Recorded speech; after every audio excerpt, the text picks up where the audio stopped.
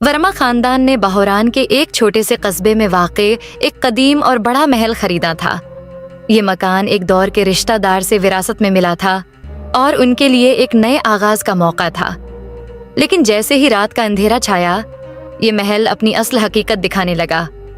Injury, जो कि खानदान की माँ थी, ने महल में बसते हुए कुछ अजीब महसूस किया। ये बहुत ठंडा था और हवा में एक प्रासरार सन्नाटा था। घर को बरसों से आबाद नहीं किया गया था और अगरचा ये इमारत बहुत बड़ी और शानदार दिखती थी, इंजली को इसमें कुछ गलत महसूस हो रहा था। पहली रात जब खानदान सो रहा था, आर्यान, जो उनका बेटा था, अचानक हंसी की सरगोशियां सुनकर जाग उठा। पहले तो उसे लगा कि ये हुआ का शौर होगा, लेकिन आवाज़ें बहुत हैं वाज़ेह थीं। वो बार बार एक नाम किरण पुकार रही थी। आर्यान ने खौफ के मारे आंखें बंद कर लीं और कंबल में छपकर सोने की कोशिश की, लेकिन ये सरगोशियां गूंजती रहीं। अगले दिन आर्यान ने अपने वालिदैन को कुछ नहीं बताया, लेकिन वो उनकी बातों में सुन रहा था जब वो घर की तारीख के बारे में बात कर रहे थे। पता चला कि ये महल कभी एक खानदान, शर्मा खानदान का था, जो कई दहाइयों कबल गायब हो गया था। उनकी सबसे बड़ी बेटी किरण आखिरी बार उसी घर में देखी गई थी और उसके बाद वो भी गायब हो गई। कस्बे वाले कहते थे कि उसकी रूह अब तक उस घर में भटक रही है। अंजलि ने घर के बारे में मज़ीद तफ्तीश करने का फ़ैसला किया। एक शाम इसे एक छिपे हुए दरवाजे के बारे में पता चला, जो एक पुराने पर्दे से ढका हुआ था। जब उसने दरवाज़ा खोला तो अंदर एक छोटी सी कमरा था, जिसमें एक बड़ी लकड़ी की चटाई रखी थी।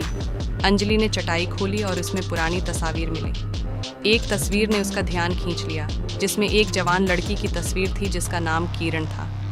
जैसे ही अंजलि ने उस तस्वीर को देखा, वो सरगोशियां वापस आ गईं और अब ये आवाज़ें ज़्यादा वाज़ेह थीं। किरण, किरण।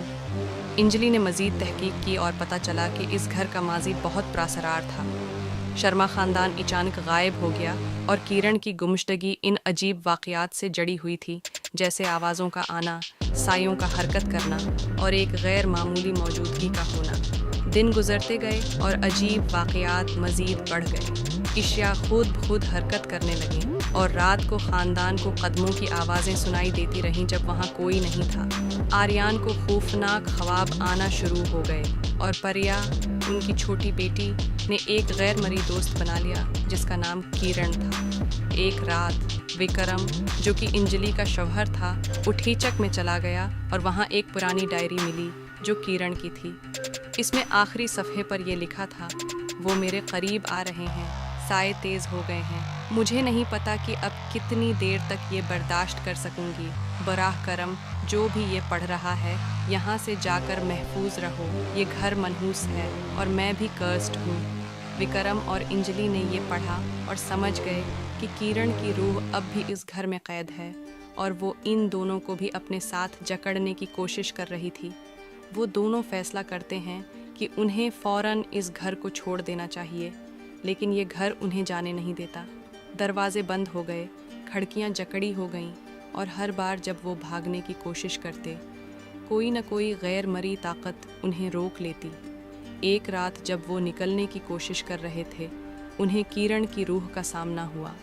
उसकी आंखों में दर्द और गज़ब था और उसकी आवाज़ में कराहत थी। तुम्हें यहाँ नहीं आना चाहिए था, अब तुम भी वही सकोगे जो मैंने सहा है।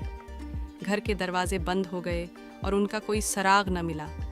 वर्मा ख़ानदान इस प्रासरार घर में हमेशा के लिए कैद हो गया और कुछ लोग कहते हैं कि उनकी रूहें किरण के साथ महल के हैं अंधेरे कमरे में भटक रही हैं।